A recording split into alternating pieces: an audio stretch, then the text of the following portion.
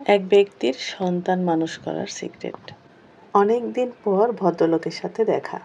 তাকে আমি খুব পছন্দ করতাম, কারণ এত সজ্জন লোক খুব কম হয়। আরেকটি কারণ হলো তার 2 ছেলেই ছিল সেরা ছাত্র। আমি খুব আগ্রহ নিয়ে তার বাচ্চাদের কথা শুনতাম। সময় পেরিয়ে গেছে প্রায় 1 যুগ। তিনি অনেক আগেই 70 পেরিয়েছেন, কিন্তু শরীরের টান টান ভাব অটুট। বরং চেহারায় এক ধরনের নতুন আভা দেখা যাচ্ছে, যা আগে দেখিনি। এটা সেটা আলাপ করার পর জিজ্ঞেস করলাম, আচ্ছা, আপনার ছেলেরা কি করছে?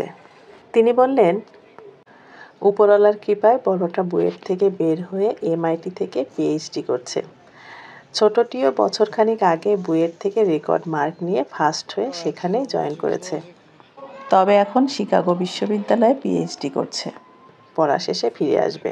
শুনে আমার খুব ভালো লাগলো। জিজ্ঞেস করলাম, আপনি কেমন আছেন? খুব ভালো। বছরের একটি সময় ওদের সাথে কাটাই, বাকি সময় দেশে আগের কোম্পানিতেই চাকরি করি। মালিক আমাকে ছাড়েননি।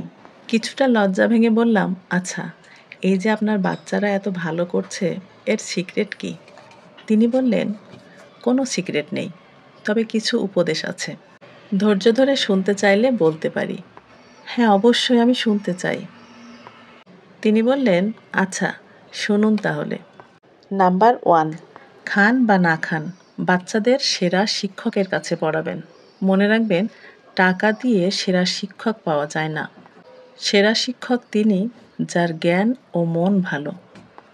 নাম্বার 2, তাদের শরীর ঠিক রাখার সব ব্যবস্থা নেবেন। সামান্য অসুস্থ হলেও ভালো ডাক্তারের কাছে নেবেন। নাম্বার 3, সব সময় উপরওয়ালার কাছে সন্তানের শান্তির জন্য প্রার্থনা করবেন। আসলে শান্তির চেয়ে বড় সাফল্য আর নেই। নাম্বার 4, বাচ্চাদের সামনে ঝগড়া করবেন না। বাবা মার ঝগড়া হচ্ছে টর্নেডো, যা বাচ্চার ভবিষ্যৎ উড়িয়ে নিয়ে যায়। নাম্বার 5, প্রয়োজনে কঠোর হবেন। বাবা মা দরকারে শক্ত না হলে সন্তানের ভবিষ্যৎ নরম হয়ে যায়। নাম্বার 6, তাদের গতিবিধি খেয়াল রাখবেন।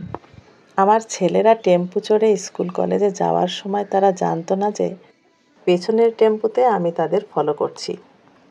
সব কাজ ফেলে আমি এটা করতাম, কারণ একটা বয়স পর্যন্ত এভাবে নজর রাখার দরকার আছে।